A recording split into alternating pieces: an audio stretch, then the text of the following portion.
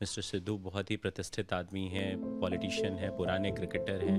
देश की जनता उनको बहुत प्यार करती है। So as a cancer specialist, stage 4 cancer किस तरह से वहां से 40 दिन में वापस आई। आप जो भ्रमित करने वाली खबरें हैं, जब लोग ये कहते हैं कि करोड़ों रुपया लगता है, आपके पास सुविधाएं थी, आपने अपनी पत्नी का इलाज बेस्ट से बेस्ट जगह कराया है। बताइए नीम के पत्तों पे क्या पैसे लगते हैं, सो आपको पूरी जानकारी देनी चाहिए थी। कच्ची हल्दी पे क्या पैसे लगते हैं। अल्टरनेटिव मेडिसिन का कैंसर को क्योर करने में कोई भी योगदान नहीं है। अभी जो आपने वीडियो देखा वो जाने माने पॉलिटिशियन सिद्धू जी का था। उन्होंने एक प्रेस कॉन्फ्रेंस में दावा किया है कि उनकी वाइफ जो कि 4th स्टेज ऑफ कैंसर से ग्रसित थी, जूझ रही थी, उन्होंने डाइट में कुछ चेंजेस किए और चेंजेस करने के बाद वो 4th स्टेज ऑफ कैंसर से रिकवर हो चुकी हैं, पूरी तरह से स्वस्थ हो चुकी हैं। और इस दावे के बाद ही सभी डॉक्टर्स, एलोपैथी डॉक्टर्स, ऑन्कोलॉजिस्ट अपनी प्रतिक्रिया व्यक्त करते नजर आए, जिसमें से मैंने एक वीडियो आपके साथ साझा की भी है। एम्स के डॉक्टर हैं वो, और उन्होंने भी अपनी प्रतिक्रिया दी है कि सिद्धू जी कृपया कर इस तरह की भ्रांति ना फैलाएं। आप बड़े रिस्पेक्टफुल हैं पूरे देश में, हम भी आपकी बहुत इज्जत करते हैं। जी हाँ, ऐसी ही गंभीर बीमारी से हमारा भी मानना है कि अगर आप ग्रस्त हैं तो आप चिकित्सकों की सलाह से ही अपने उपचार को आगे बढ़ाएं, क्योंकि हम भी यही चाहते हैं। हमारे चैनल का एक ही मकसद है, नॉलेज इज़ पावर। और आपके पास अगर नॉलेज होगी, आपको जागरूक करना, अवेयर करना, हम इन सारे आंकड़ों को आपके सामने सिर्फ और सिर्फ इसी एक लौते मकसद के लिए लेके आए हैं। और इसमें घर पर बैठकर इलाज करने जैसा कुछ भी नहीं है। अच्छी डाइट, हाँ जी, हिस्सा है एक सही उपचार का, पर तभी जब आप सही कोर्स, एक सही डॉक्टर जो कि ऑन्कोलॉजिस्ट है, उसके अंडर गाइडेंस में कंसल्ट करते हुए फॉलोअप्स के साथ ले रहे हैं। आज आप सबको कैंसर, जो कि एक गंभीर विषय है और एक लाइलाज बीमारी मानी गई है, आइए समझते हैं कुछ चंद मिनटों में कि क्या है कैंसर, इसके कारण क्या हैं, लक्षण और उपचार और बहुत कुछ।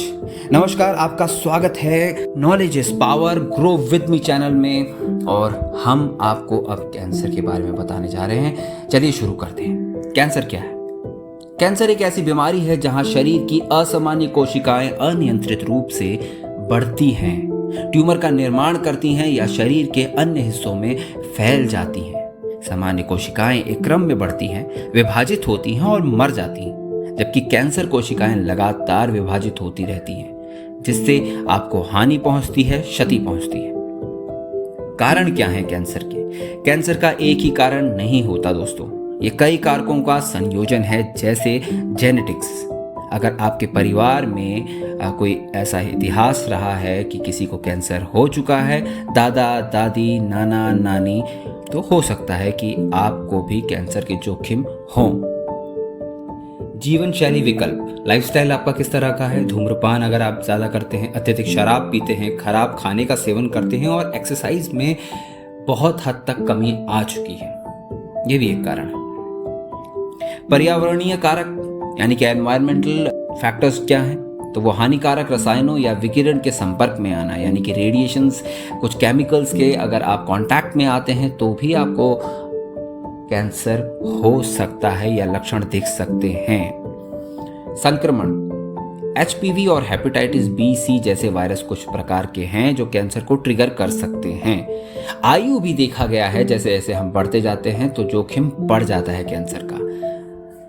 लक्षण और संकेत क्या हैं? जबकि लक्षण प्रकार के अनुसार भिन्न होते हैं, यानी कि कैंसर के टाइप्स के आधार पे डिपेंड करते हैं, फिर भी सामान्य संकेतों में शामिल हैं आपका वजन घटना, लगातार थकान होना, गांठ या सूजन होना, त्वचा या मस्सों पे बदलाव अगर आपको नजर आ रहा है, लगातार खांसी या निगलने में कठिनाई महसूस कर रहे हैं, आंत्र या मूत्राशय की आदतों में परिवर्तन आपको अगर दिख रहा है, स्टूल में अगर आपको कोई चेंजेस आ रहे हैं, टॉयलेट में आपको अगर कोई भी ऐसे चेंजेस नजर आ रहे हैं, तो ये एक कारण हो सकता है। पर आपको महत्वपूर्ण बात यहाँ पर यह है कि इन लक्षणों में से कई गैर कैंसर स्थितियों में भी हो सकते हैं। ज़रूरी नहीं है कि अगर आपको ये लक्षण दिख रहे हैं तो वो कैंसर ही है। वो निश्चित तभी होगा जब आप मूल्यांकन कराएं, डॉक्टर के पास जाएं और एक सही सलाह और ट्रीटमेंट और एग्जामिन करवाएं। कैंसर के चरण यानी कि कैंसर के स्टेजेस क्या क्या हैं? फर्स्ट स्टेज, जो कि एक छोटा ट्यूमर आपको अगर कहीं पर दिखता है इंटरनल ऑर्गन में या एक्सटर्नली भी आपको कोई लंप, कोई छोटी गांठ दिखती है। सेकंड स्टेज बड़ा ट्यूमर हो गया, बड़ी गांठ दिख रही है। और थर्ड स्टेज वही ट्यूमर लिम्फ नोड्स तक फैल गया है। फोर्थ स्टेज जो होती है वो मेटास्टैटिक स्टेज होती है, जो कि सबसे खतरनाक स्टेज होती है, जो कि सिद्धू जी ने भी दावा किया है। जो उनकी वाइफ को मेटास्टैटिक स्टेज थी और वो उससे उनकी वाइफ जो है वो स्वस्थ हो चुकी हैं, क्योर हो चुकी हैं। ऐसे स्टेज में कैंसर जो है वो एक ऑर्गन से दूसरे ऑर्गन और तीसरे ऑर्गन और आसपास के ऑर्गन्स में फैल जाता है, स्प्रेड हो जाता है। क्या कोई व्यक्ति किसी भी चरण में ठीक हो सकता है? ठीक हो सकता है, लेकिन ठीक होना कैंसर के प्रकार यानी कि उसके टाइप, उसकी प्रगति यानी प्रोग्रेस पे और समय पर इलाज पर निर्भर करता है। जबकि शुरुआती जो स्टेज है कैंसर की, वो इलाज थोड़ा आसान होता है। यहाँ तक कि फर्स्ट के बाद सेकंड, थर्ड स्टेज तक भी आप देखेंगे कि इलाज थोड़ा संभव है। उपचार और इलाज पर बात कर लेते हैं। उपचार कैंसर के प्रकार और चरण के अनुसार वेरी करता है, यानी कि उसके टाइप और स्टेज पे वेरी करता है। लेकिन आमतौर पर इसमें शामिल क्या है मैं आपको बता देता हूँ। सर्जरी, यानी कि ट्यूमर को रिमूव कर दिया जाता है, हटा दिया जाता है, वो सर्जरी कहलाती है। विकिरण चिकित्सा, कैंसर कोशिकाओं को लक्षित और नष्ट करना, यानी रेडिएशंस के जरिए कैंसर को पूरी तरह से नष्ट कर दिया जाता है, ध्वस्त कर दिया जाता है। कीमोथेरेपी भी एक थेरेपी है जिसमें कैंसर कोशिकाओं को मारने के लिए दवाओं का उपयोग किया जाता है। इम्यूनोथेरेपी, कैंसर से लड़ने के लिए प्रतिरक्षा प्रणाली को बढ़ावा देना होता है, यानी कि इम्यून को अंदर जो बॉडी के इम्यून सिस्टम है उसको बूस्ट किया जाता है, उसको बढ़ाया जाता है, जिससे कि जो नेचुरली इम्यून बॉडी का बढ़ेगा तो वो नेचुरली फाइट आउट करेगा कैंसर के सेल से। लक्षित चिकित्सा, विशिष्ट जीन या प्रोटीन पर ध्यान केंद्रित करना। क्या कैंसर का इलाज संभव है, इस तरह का प्रश्न आया है। तो कई कैंसर का इलाज संभव है, खासकर यदि जल्दी पता चल जाए। आहार और कैंसर, डाइट और कैंसर का एक तो कोरिलेशन है ही। स्वस्थ आहार जो है कैंसर के जोखिम को कम कर सकता है, रिकवरी का समर्थन कर सकता है। उसमें आप शामिल क्या कर सकते हैं?